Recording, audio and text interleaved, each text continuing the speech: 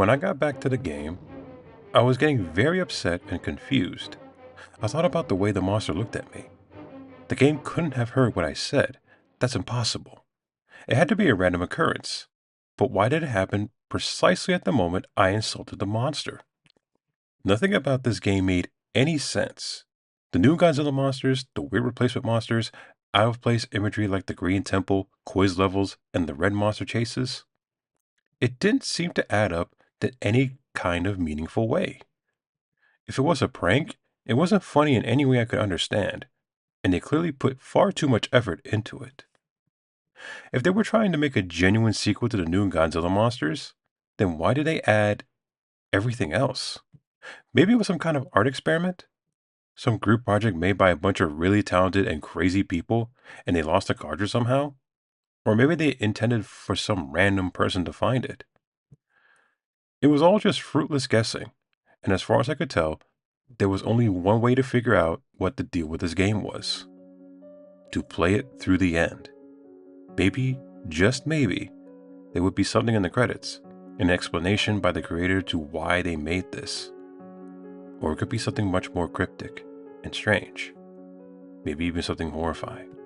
Before I got a good look at Determina's board, I considered replaying Trace to see if the red monster would look at me again, but I decided against it.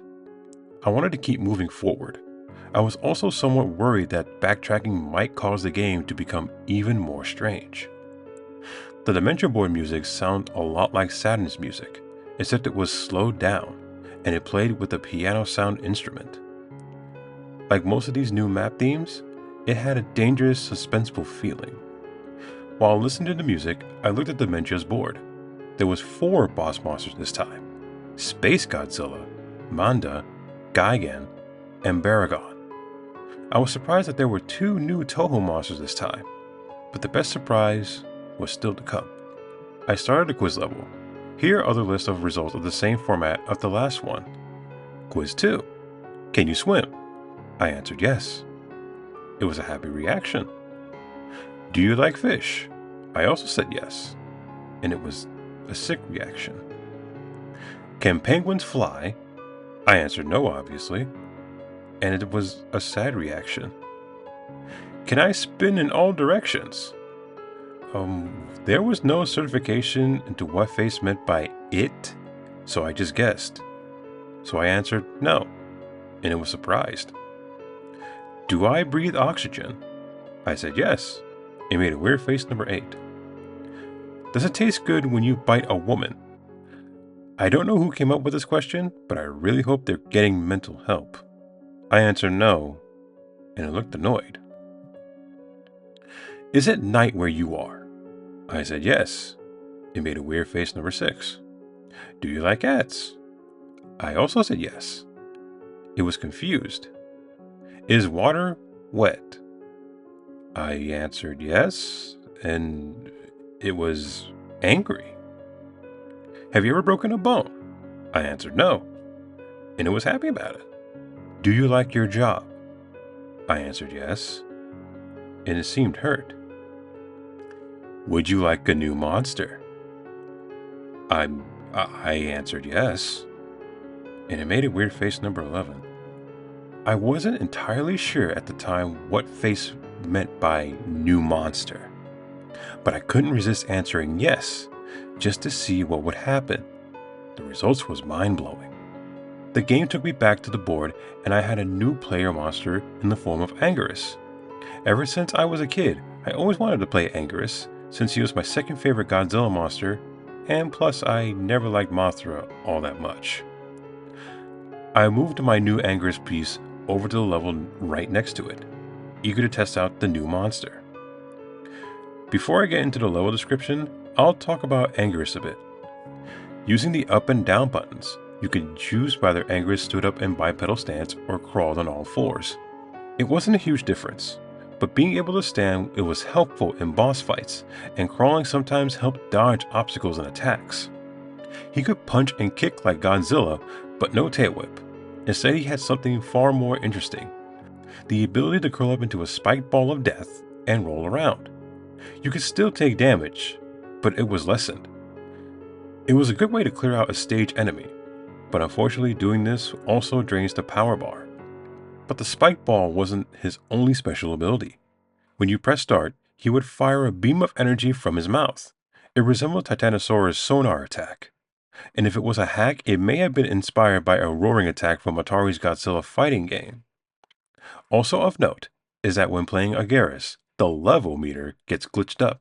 Judging by the life and power bar, I'd say he was at level 10. Now, on to the level. As you might have guessed from the level icon, these levels are green palette swamps of the ground and background tiles from the blue mountains. But what immediately caught my attention was the water, which had transparency effect. Was that even possible for an NES game? I know the Super Nintendo could do it, but I had never seen transparency effect in the game of an NES. The Green Mountains music was played at the same instrument as the Blue Mountains, but the melody was totally different. It was a very simple song with a lot of interrupted pauses, followed by a loud note every few seconds. Anyway, I went through the usual strolling through the level, and again there were no monsters or anything, but pretty soon I had reached a cliff above the water. There was nowhere to go but into the water, so down I went. The water transparency made this thing a bit harder to see, but it's tolerable. After going underwater, I encountered two new enemies, a giant piranha and some kind of spiky bottom feeder thing. I liked the piranha because it could easily tell what it was. It was the same enemy design that would appear in the real game, and there were very few enemies like this. They didn't take much to hit to kill, but they were quite annoying, and could considerably trim down your life if they get too close to you. They also tend to travel in packs. As for the bottom feeders, they're easy to deal with. They swim along the bottom of the screen towards you, and are easily crushed with the roll attack or jumped over. In this screen cap, you can see me about to run one of them over, and there's a pack of piranhas behind it. After I beat that level, I moved Godzilla into the blue castle icon. I started the level and I got a title screen with the text, Unforgiving Cold. The level itself looked like a castle dungeon made of blue bricks, with rows of identical white statue faces on the walls. These statue faces were a permanent look of horror on their faces. There was also some flickery gray static, which didn't obscure my vision, but it added a very unsettling mood to this level. The music was a 12-second loop of the low-pitched choir vocals that sounded very familiar to me. When I played through one of these levels, I got this sudden, horrible feeling of anxiety. I had a feeling that the further I progressed through the level, the closer I was getting to something unspeakably evil. Now, there weren't any enemies, but this was some sort of the longest levels in the game. I only played one level, but it took 7 minutes to complete.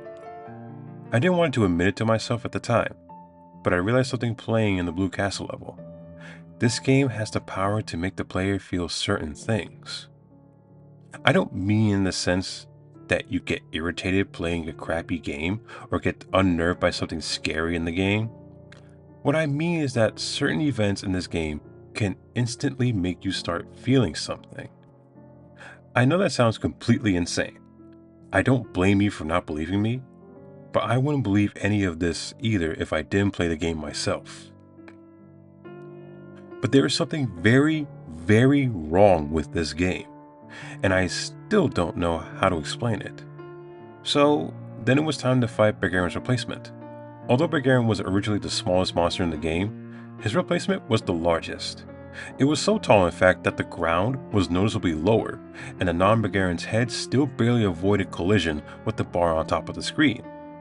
And he was just as frighteningly bizarre as he was huge. Now you may be wondering, how is he attacking without arms? Well, he has most powerful kicks in the game, but his other fighting techniques is much stranger. First, he blasts a cloudy breath of pixels down at you, which causes you to freeze. Then he walks back to the right corner of the screen and extended his huge Gatling gun from his abdomen. This might seem amusing to you, but it certainly wasn't to me when I was playing the game. This attack is almost as annoying as Gigan Saw, and not Baragon could have been unbeatable if you consistently use it. Thankfully, he only did it twice while fighting him. Once you unfreeze, you can run up and start damaging the gun, which does extra damage to him. This helped me to destroy him, and then it was time to play the third level type. I decided that I was going to use Anguirus to fight Mandra and Gigan, and then fight Space Godzilla as Godzilla, as was only fitting. Before getting to the battles, I'll describe the third level type, the Arctic. The Arctic is exactly as you would guess for the name. The Arctic is exactly what you have guessed from the name, an icy tundra with a few watery segments. The music reminds me a bit of the Northern Hemisphere from Donkey Kong Country in 8-bit form, a very dangerous sounding song. It made me think about being trapped in the tundra and freezing to death. There were two new enemies in this stage. The first was a creature frozen in a block of ice. They blocked your way and you have to use the heat beam to thaw them out of the ice. They looked a bit like a smaller version of Non-Gizora, only without the eye. When free, they do a strange crawling movement and push you backwards. It doesn't cause any damage, but it is a bit annoying. After dealing with the Iceman, I kept walking for a minute or two and came upon a water segment. I jumped in, and this time I managed to get a screen cap showing how the water splashes when you jump in.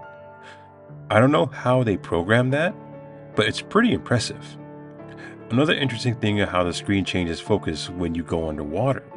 Here, you can see another new enemy, a little thing I called Spike Walker.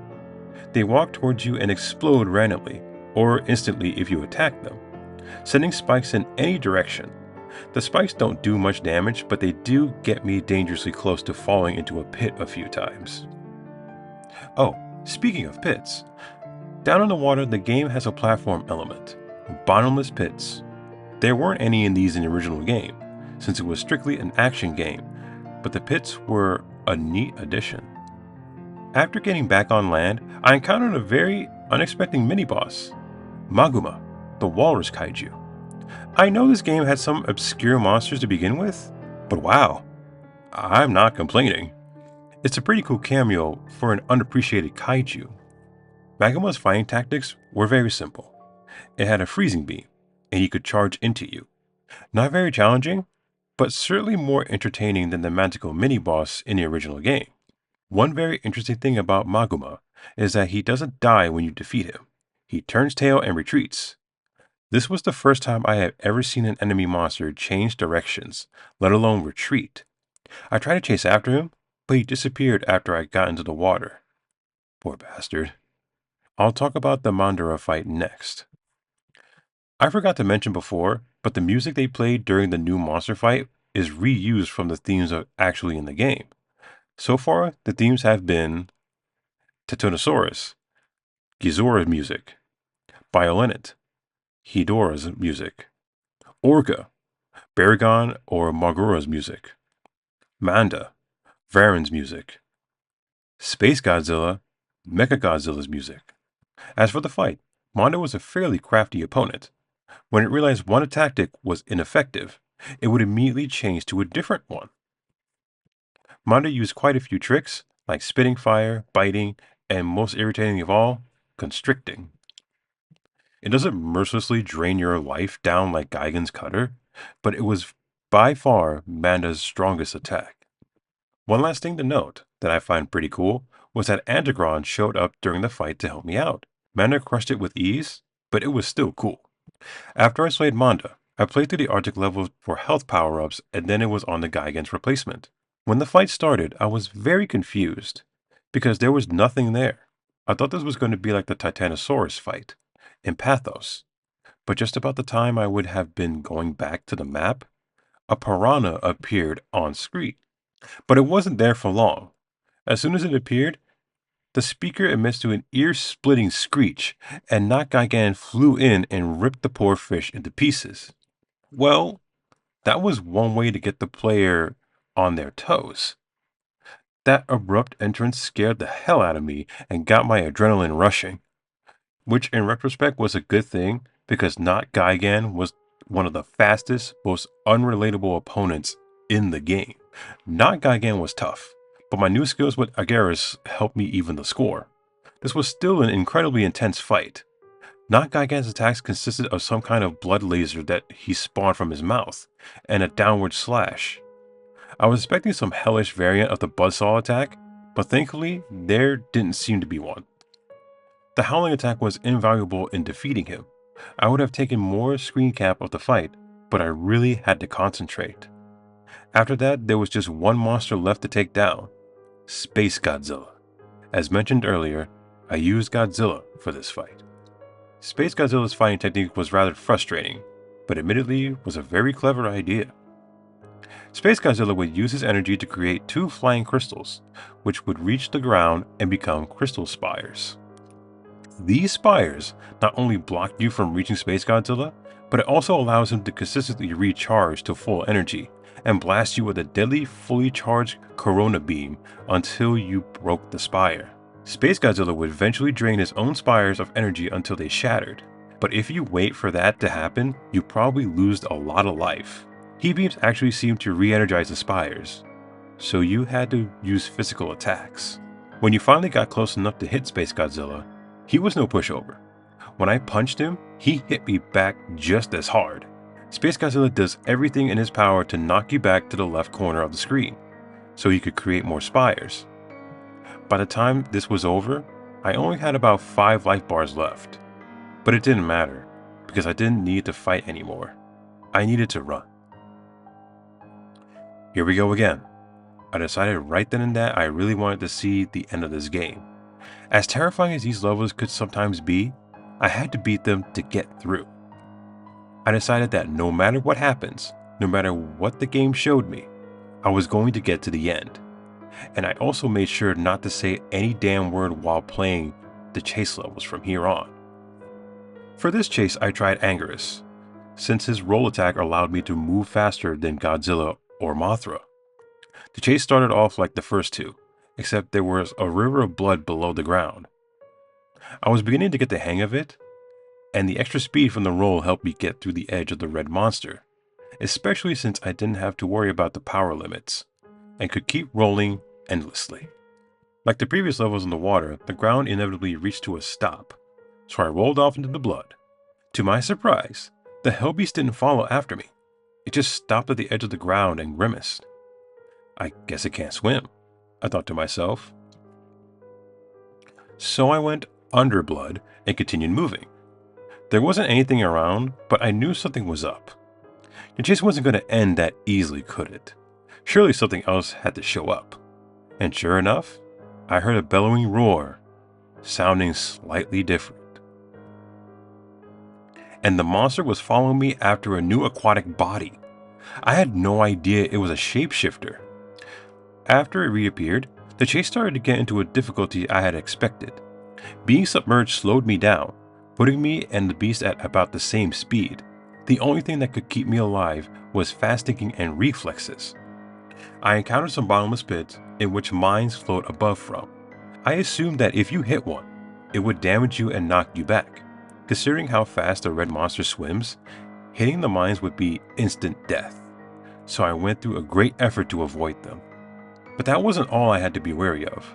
Halfway through the chase, the Hellbeast revealed yet another surprise. A tentacle form of intestine and tipped with a clawed set of jaws burst from its mouth, trying to pull me in and devour me.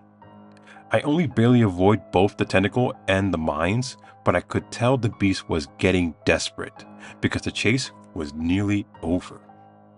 And about a minute later, I had spotted a bit of ground that served as the exit. I leaped with all my might I could muster, without breaking my controller. The beast screamed with rage and jumped out of the blood river in one last attempt to drag me down. But I escaped its grasp. This time. I fell back on my bed and took a deep breath, satisfied with my yet another successful escape. Now, I was headed to the fifth world, Entropy.